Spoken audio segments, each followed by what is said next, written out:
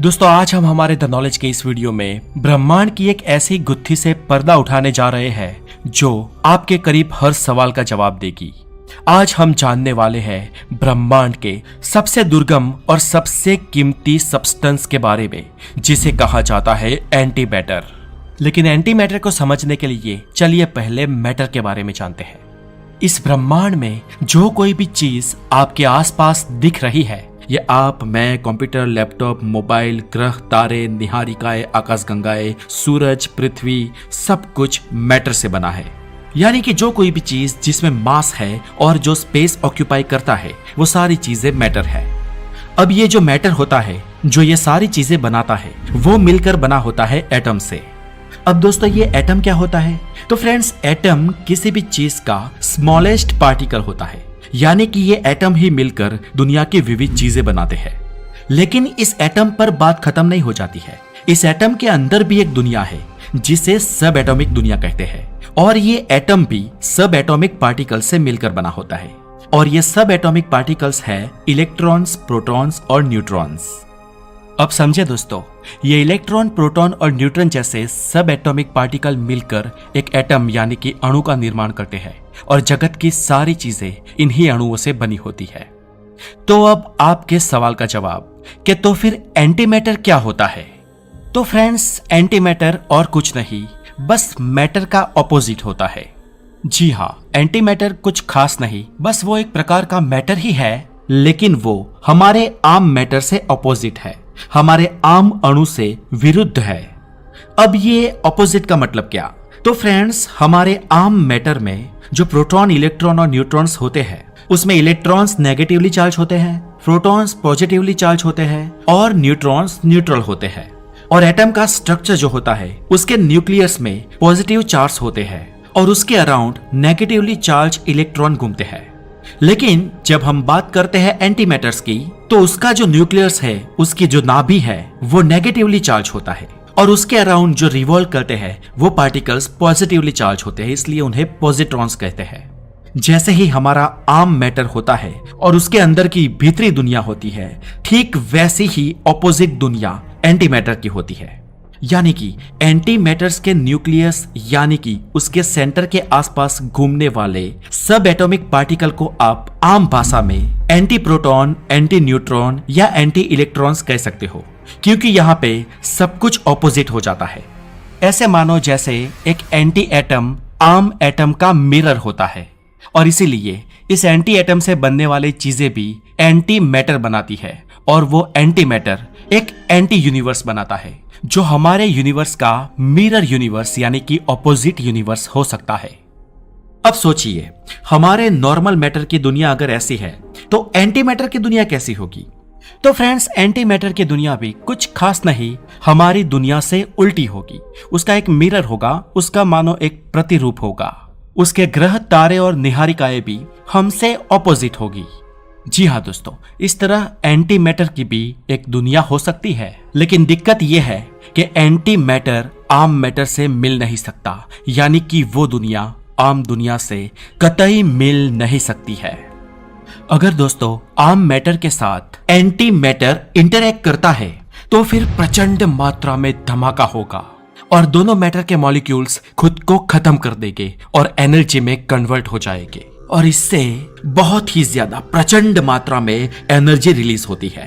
और इसे हम एनर्जी मास इक्विवेलेंट यानी कि E=mc² से कैलकुलेट भी कर सकते हैं।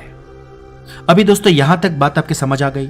मैटर और एंटी मैटर कभी भी आपस में इंटरैक्ट नहीं कर सकते हैं, क्योंकि अगर ऐसा होगा तो वहां पर बहुत ही बड़ी मात्रा में एक्सप्लोजन होगा और इस एक्सप्लोजन से एनर्जी रिलीज होगी। इसलिए दोस्तों आप समझ लो कि जहां पर मैटर है वहां पर एंटी मैटर नहीं होगा, और जहां पर एंटी मैटर है वहां पर मैटर नहीं होगा। बात करें एंटी मैटर की प्रॉपर्टीज की, तो जो कुछ भी आम मैटर में प्रॉपर्टीज होती है, सेम वैसे ही प्रॉपर्टीज एंटी मैटर में भी होती है। बस डिफरेंस सिर्फ इतना है कि एंटी मैटर की जो कुछ भी प्रॉपर्टीज होगी वो मैटर की ऑपोजिट होगी, क्योंकि आम मैटर एटम से मिलकर बना होता है और एंटी मैटर एंटी एटम से मिलकर बना होता है। अब फ्रेंड्स बात कर ले डार्क मैटर की, तो डार्क मैटर यहां पर एक अलग ही चीज है, वो एक अलग ही माया है। डार्क मैटर ना तो एंटी मैटर है और ना ही मैटर, और डार्क मैटर को डार्क मैटर इसलिए कहा जाता है क्योंकि वो इनविजिबल है। और डार्क मैटर थियोरेटिकली प्रूव हुआ है, लेकिन वास्तव में अभी तक प्रूव नहीं हुआ है। यानी कि डार्क मैटर एक थियरी है, हालांकि गुंजाइश तो यही है कि इसका अस्तित्व होगा। देखिए दोस्तों, डार्क मैटर को भले ही हमने अभी तक डिस्कवर ना किया हो, लेकिन एंटी मैटर को हमने डिस्कवर किया है और उसे पार्टिकल एक्सेलरेटर में ऑब्जर्व भी किया है। डार्क मैटर हमारे यूनिवर्स के जो आम मैटर्स है, जो रेगुलर मैटर्स है, उससे कई गुना ज्यादा मात्रा में मौजूद है। लेकिन एंटी मैटर इस यूनिवर्स में बहुत ही कम मात्रा में मौजूद है और इसे अगर क्रिएट करना हो, जनरेट करना हो, तो हमें इनक्रेडिबल एनर्जी चाहिए और इसीलिए ये दुनिया का सबसे महंगा सब्सटेंस है।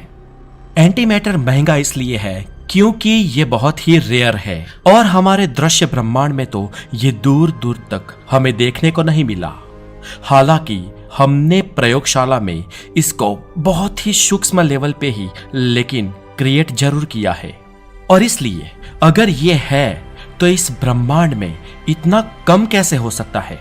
और इस बात का बस एक ही जवाब हो सकता है कि बिग बैंग जब हुआ तो उसके बाद मैटर विपुल मात्रा में रिलीज हुए, यानी कि मैटर का सर्जन ज्यादातर हुआ और एंटी मैटर बहुत ही कम अमाउंट में, बहुत ही कम मात्रा में रिलीज हुआ।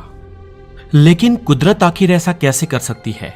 कैसे कुदरत आम मैटर के कंपैरिजन में एंटी मैटर को इतना कम बना सकती है? क्योंकि प्रकृति कभी पक्षपात नहीं करती है। क्या हमसे दूर दिखने वाली ब्रह्मांड की कई और जगह एंटी मैटर से तो नहीं बनी? क्योंकि ये दूर बसे ब्रह्मांड के और विस्तार हमें जिस परिस्थिति में दिखते हैं, वो अगर एंटी मैटर से बने मिरर फॉर्म में भी हो तो हम उसे पकड़ नहीं सकते हैं। क्योंकि आखिर हम किसी मिरर इमेज को देखकर कैसे कह सकते हैं कि यह मिरर इमेज है या नहीं? हालांकि हमें यह पता है कि हम और हमारी पृथ्वी आम मैटर से बने हैं। इंसान चांद पर भी कदम रखाया है और चांद भी आम मैटर से ही बना है, क्योंकि अगर वो एंटी मैटर से बना होता तो नील आर्मस्ट्रॉन्ग और चांद का बड़ा एक भाग दोनों ही मैटर पल में खत्म हो जाते। अगर इससे आगे भी जाए तो हमारे सोलर सिस्टम के अन्य पिंड भी आम मैटर से ही बने हैं, क्योंकि सूर्य से निकलने वाले सोल विंड पूरे सूर्यमंडल में पहुंचते हैं और वो विंड आम मैटर से बने हैं। और अगर सौरमंडल में कोई और चीज एंटी मैटर से बनी होती तो वो भी विस्फोट होकर नष्ट हो चुकी होती। हालांकि दूर कोई गैलेक्सी एंटी मैटर से बनी हो, ऐसा एक विचार आपके मन में जन्म ले सकता है। लेकिन वैज्ञानिकों का मानना है कि हमारे दृश्य ब्रह्मांड में बड़े प्रमाण में एंटी मैटर का पाया जाना या एंटी मैटर से बनी चीजों का, उसके पिंडों का भी पाया जाना नामुमकिन है, क्योंकि जैसे ही ये हमारे ब्रह्मांड के आम मैटर के संपर्क में आता वह तहस नहस हो जाता, क्योंकि दोनों ही मैटर एक दूसरे को इक्वली अपने आप में ही खत्म कर देते और वो सारा मटेरियल एनर्जी में परिवर्तित हो जाता। पर ऐसा है नहीं।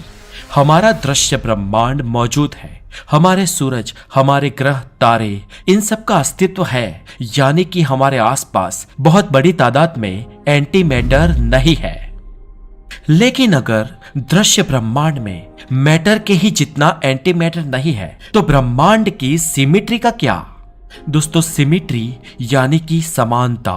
कुदरत ने इस ब्रह्मांड को बनाने में समानता हर जगह पर इक्वली रखी है और इस सिमिट्री के कारण ही ब्रह्मांड बैलेंस में है।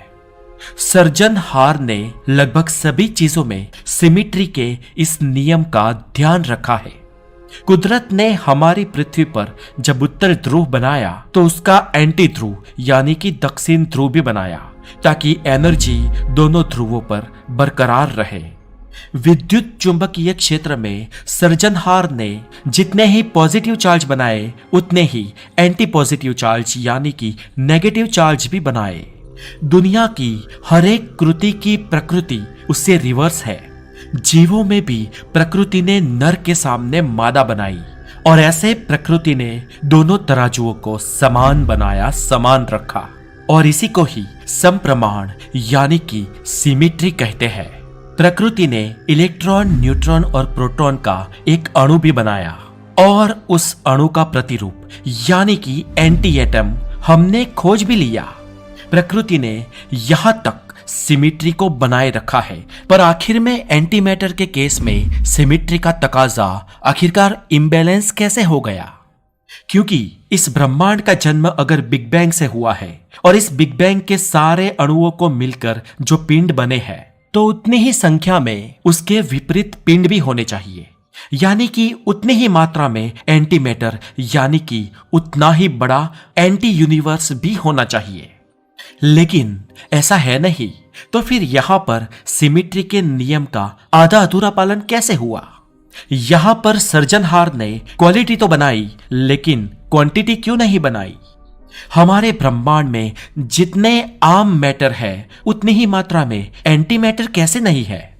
और अगर मान लो कि बिग बैंग के समय ही 50-50 मात्रा में मैटर और एंटी मैटर का सर्जन हुआ था, तो सारा एंटी मैटर गया कहां आखिर?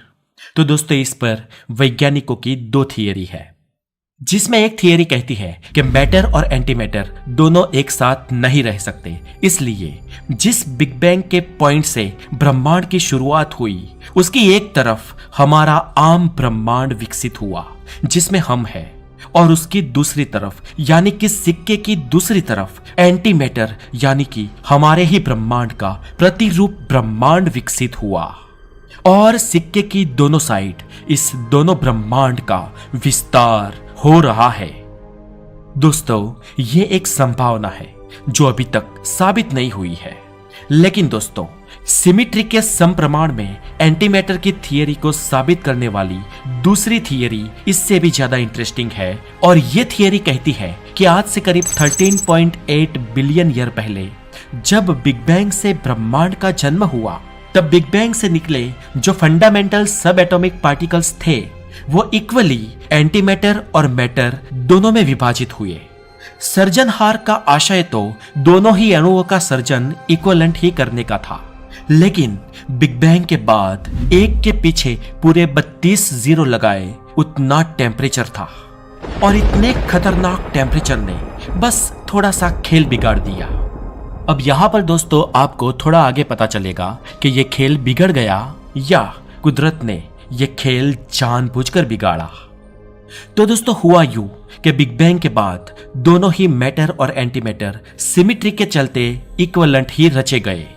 लेकिन इतने अपार टेम्परेचर के बीच जैसे ही दोनों एक दूसरे के संपर्क में आए और ज्यादा बड़े विस्फोट होने लगे, क्योंकि मैंने आगे ही कहा ना, जैसे ही मैटर और एंटी मैटर संपर्क में आएंगे वैसे ही दोनों ही अपने आप को खत्म करके ऊर्जा में परिवर्तित हो जाएंगे। अब इसके बाद यहां पर हुआ यूं कि आम मैटर और एंटी मैटर एक दूसरे के संपर्क में आया और एक जबरदस्त संघर्ष हुआ।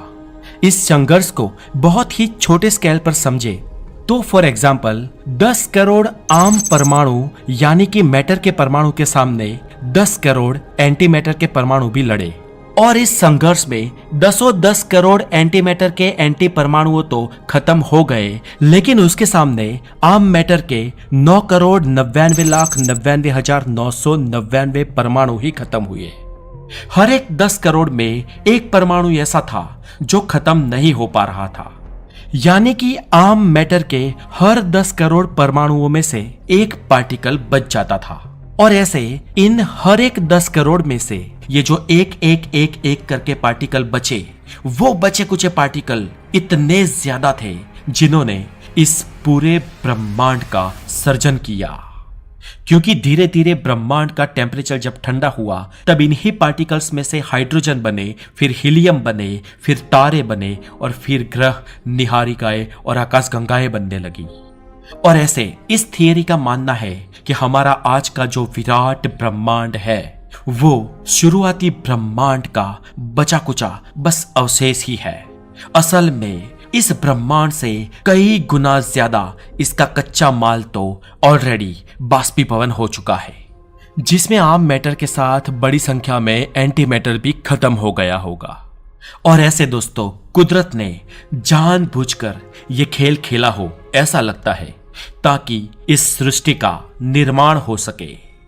हालांकि दोस्तों, ये जो मैंने दोनों थियरी आपको कही वो एक परिकल्पना है और सर्वमान्य थियरी हो सकती है, लेकिन एक साबिती नहीं है, एक लॉ नहीं है। हालांकि दोस्तों इस दूसरी थियरी पर कई वैज्ञानिकों का ऐसा मानना है कि ऐसा हो नहीं सकता है, क्योंकि कुदरत एक ही मैटर के ब्रह्मांड का सर्जन नहीं कर सकती। और अगर ऐसा हुआ है तो यहाँ पर सिमिट्री का लो टूटा है, सिमिट्री टूटी है। इसलिए कई वैज्ञानिक ये मानते हैं कि इस ब्रह्मांड का प्रतिरूप कोई दूसरा ब्रह्मांड कहीं और अस्तित्व में होगा। और अगर ऐसा है तभी सिमिट्री का लो बरकरार है, ऐसा माना जा सकता है।